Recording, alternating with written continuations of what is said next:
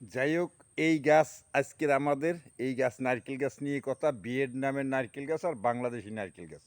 বাংলাদেশি নারকেল গাছগুলা যদি আপনি চর্চা করেন আর ঠিকমতো দ্রুত বজায় রেখে রুইতে পারেন আপনার 14 হাত পর পর, তাইলে হবে কি আপনার এর থেকে বিভিন্ন ফল অন্তত 7 বছর পর দিলে আপনার একটা ছেলে সরকারি চাকরি করলেও যে ইনকাম হবে, একটা নারকেল গাছ যদি থাকে ওই ধরনের ইনকাম দেবে। আপনি যদি 10টা নারকেল গাছ আপনি রুইতে পারেন আপনার জীবনে সুন্দর করিয়া সারিভাবে, মানে চারাটা ন্যাচারালভাবে গাছ থেকে নিয়া খুব যত্ন করিয়া আপনার সার, ইউরিয়া, তারপর বিভিন্ন লাল সার আছে, ঢ্যাপ সার আছে, সব কিছু জৈব সার আছে, সব কিছু মিলেই আপনি যদি এর থেকে 10-12টা নারকেলের চারা আপনি রুইতে পারেন, ভিয়েতনামের হাইব্রিডটা রোন বা বাংলাদেশি দেশি যে চারাটা আছে এটা রোন, আপনি এভাবে আপনি যদি চারাগুলো রুইতে পারেন এবং খেজমত করে একবার দাঁড়া করাইতে পারেন, ইনশাল্লাহ বলা যায় যে এর থেকে আপনি কিছু আয়ের উৎসর্গ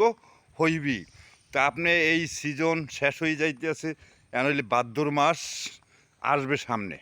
এই ভাদ্র মাসের শেষের মৌসুমের দিক দিয়া আপনারা কিছু চারা আনবেন এবং রোবেন। প্রত্যেকে যা পারি আমরা 1টা 2টা 5টা যার যেভাবে তৌফিক হয় এই ভিয়েতনামের পারি, আর নইলে দেশি যে চারাগুলো আছে এই দেশি চারাগুলো আমরা রোয়ার চেষ্টা করি।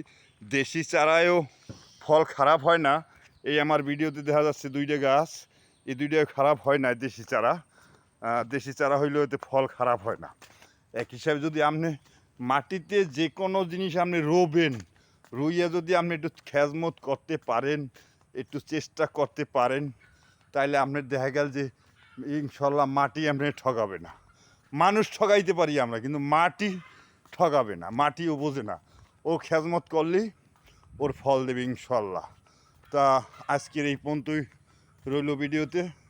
সবাই দেখবেন, ভালো থাকবেন, সুস্থ থাকবেন।